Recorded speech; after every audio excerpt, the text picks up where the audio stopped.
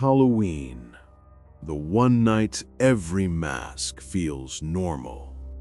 Candies, costumes, laughter, and something darker hiding underneath. These are three real stories from people who thought they were just out to celebrate. And always remember, stories may sound the same, but not when I tell them.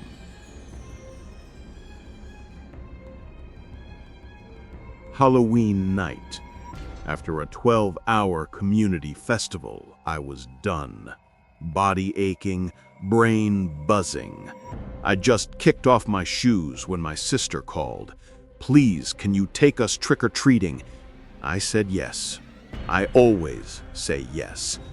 I didn't know yet that somewhere in that neighborhood, a pair of eyes had already chosen us.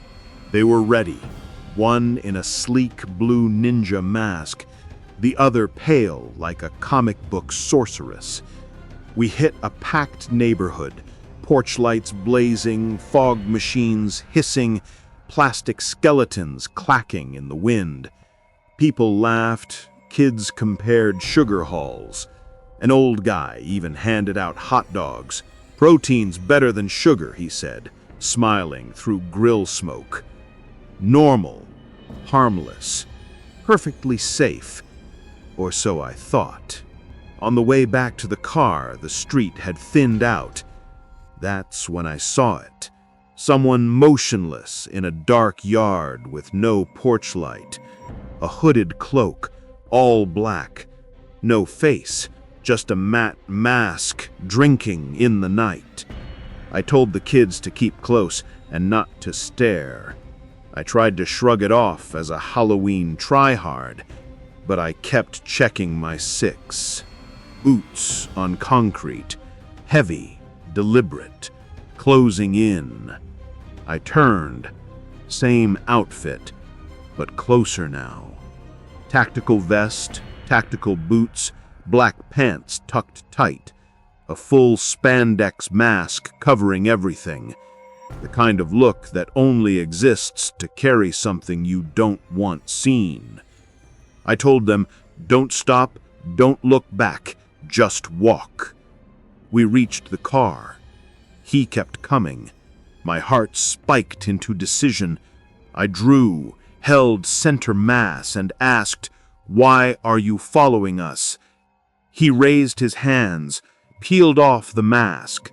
A woman in her 30s, expression blank, eyes wrong. She said, "Undercover cop, looking for a break-in. Lower the weapon." The story didn't fit the costume or the behavior. I asked the obvious, "If you're undercover, why the tactical gear? Why the cloak?" Her face shifted, like irritation sliding into calculation. Then the smile. Thin, practiced, almost pleased. "If you didn't have that gun, this night would have ended a hell of a lot different for you." 4 figures stepped out from between houses, full tactical, masks on, no expressions, no hurry. "Get in the car." Doors slammed almost in unison. I backed out fast, eyes on the mirror. The woman didn't chase. She just stood there smiling in the streetlight, like she'd learned something about me, not lost something. The others still, blank, like mannequins waiting for a cue that never came. Silence on the drive. Shock sits heavy. I drop them off safe, head home, lock everything. 2 days pass. Then a text from an unknown number. A single photo. My car in my apartment lot last night. No caption, no emoji. Just proof that whoever they were, they'd learned where I sleep. I went back to the house from that night, knocked. A tired man in his 40s answered. No break-in, no commotion. He'd gone to bed early for work. The undercover story crumbled like wet cardboard. Whoever they were, they had a plan that needed shadows and fear, and they picked us. Why? Therapy helped. A Ring camera helped. Time helped. Some. But the question kept looping. Were we random or marked? They knew my car, my number, my street. Maybe my gun kept the clock from running out that night. If you take anything from this, watch your surroundings, because some masks aren't costumes, they're intentions.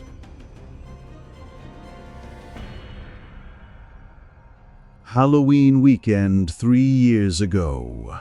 A family getaway. Just 10 cabins, a small lake, a crackling bonfire pit in the center. It was meant to be a break from routine, a simple celebration in the woods. But by the end of that night, one guest would realize that the scariest things aren't hiding in haunted houses. They're watching from the tree line. They arrived just before sunset.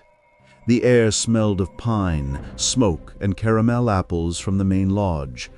Laughter echoed from somewhere down the trail. Kids in costumes ran between cabins, while adults set up games and hay bales. The scene looked like something out of a postcard, peaceful, safe, almost too perfect. He dropped his bags inside a wooden cabin, the floorboards creaking under his shoes, and stepped back out to take it all in. The last golden light was fading behind the trees, and in that moment he thought, this is exactly what Halloween should feel like. At 7, the hayride began. Families climbed onto the wagon, hay crunching under boots, laughter blending with faint country music. A tractor dressed in cobwebs started down a dirt trail lined with torches. Each flicker of firelight carved faces out of the dark forest. The narrator leaned on the railing, breathing cold air that smelled like wood smoke and earth. Everything felt normal until it didn't. About halfway through the trail, the driver slowed. The torches were thinner here. Beyond the light, the woods swallowed everything. That's when he saw someone, standing just outside the glow. Not a monster costume, no makeup. Just a man in a black jacket, baseball cap pulled low, hands in his pockets, still, watching. The stranger didn't move as the wagon rolled past. For a split second, their eyes met, or at least it felt like they did. A chill ran down his neck. He looked away to laugh with the others, pretending he hadn't seen anything. When he looked back again, the man was gone. Back at the resort, the night came alive again. Music, laughter, crackling fire. The stranger from the woods vanished from his mind for a while. He sat near the bonfire, roasting marshmallows, surrounded by chatter. But as he looked toward the tree line, the flicker of light revealed something that made his stomach twist. Someone was there again, standing beyond the glow. Same black jacket, same hat.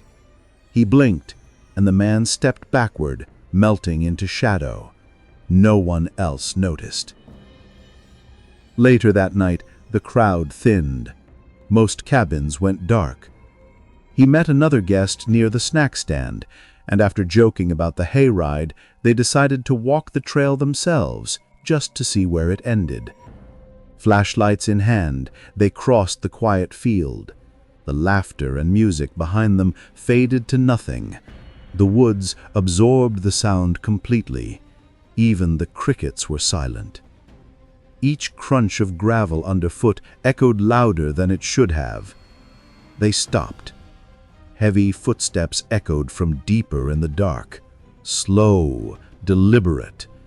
Then a voice floated out, calm and casual. "Hey there, boys." It wasn't playful. It was practiced. The flashlight beam trembled as it caught the shape of a man's jacket, gloved hand, and a flash of orange in his palm. Candy. "You like Reese's? Got plenty back at my cabin." The voice was smiling, but his body wasn't moving. Silence stretched so long it became unbearable. Then instinct took over. "Run!" The forest erupted. Footsteps pounded behind them, faster, heavier. Branches snapped, breath rasped. Flashlights swung wildly, catching flashes of tree bark and mist. The glow of the bonfire appeared ahead, small, distant, salvation. He could feel the man's presence close behind, even though he didn't dare look.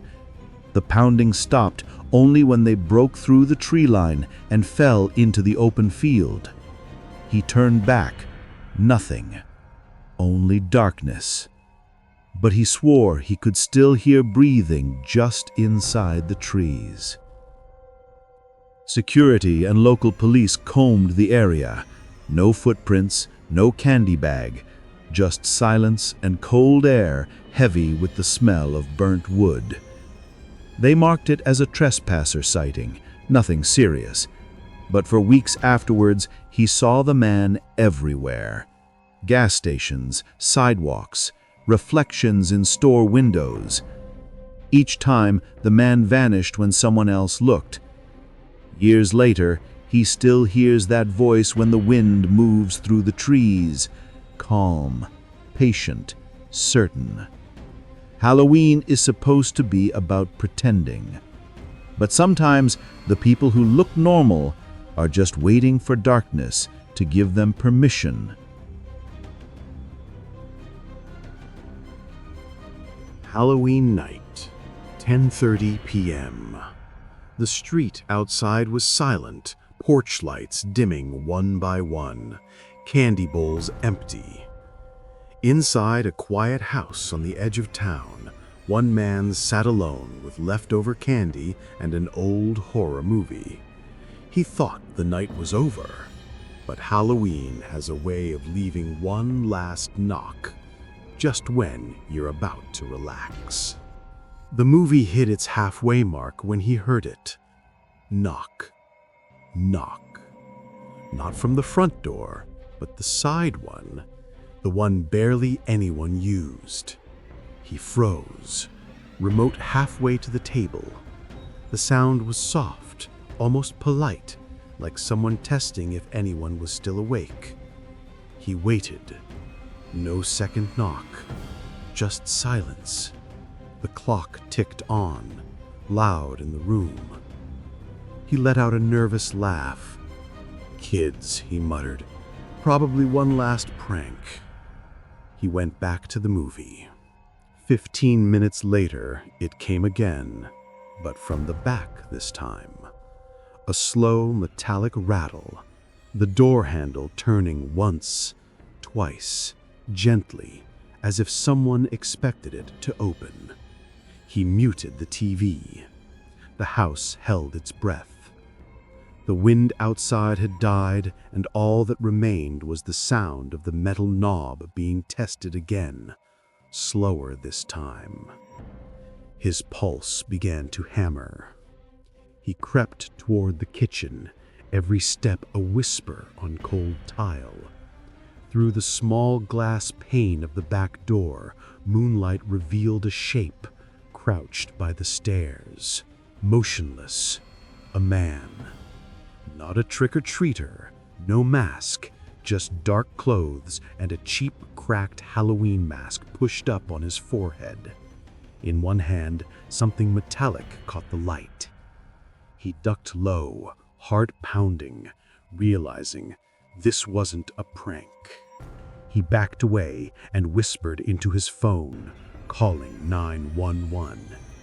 He said, "Someone's trying my back door." The dispatcher's voice came calm but urgent. "Lock yourself somewhere safe. Don't make noise." He tiptoed toward the stairs, keeping the phone close to his ear. Down below, Faint footsteps circled the deck. Then a metallic pop, the sound of a window screen being pried loose. Glass cracked softly. He froze halfway up the stairs, breathing shallow. No burglar breaks in this quietly when they know someone's home. This man wasn't looking for valuables. He was hunting. The dispatcher stayed on the line, whispering, "Stay calm. Officers are on the way." Then footsteps on gravel, louder, faster, a thud, silence. He didn't know if the intruder was inside yet. He could feel the air shift. Then flashing lights cut through the blinds. He peered out the upstairs window to see red and blue washing over his yard. Relief hit like a wave. Outside, the figure sprinted across the grass, feet pounding, until two officers tackled him at the driveway. The man fought back for a second before going still. When they searched his bag, they found duct tape, rope, and something wrapped in cloth that the police didn't let him see. Later that night, an officer told him the man had been linked to other home invasions, cases where people didn't make it out alive. He thanked the dispatcher, thanked the officers, but when they left, the silence felt heavier than before. Every creak of the house sounded like someone testing a lock. He sat on the stairs until dawn, waiting for the first light to feel like safety again. It's been 3 years since that Halloween, and he still flinches at every knock. Now he keeps the porch light off and the doors bolted early, because fear doesn't always wear a mask. Sometimes it waits for you to open the door first. Halloween night always ends the same way. The lights go out, the laughter fades, and the silence stays. 3 nights, 3 survivors, and 3 reminders that real horror doesn't hide behind masks. It waits for the ones who stop paying attention. So next Halloween, when you hear something outside, don't assume it's a trick. And always remember, stories may sound the same, but not when I tell them.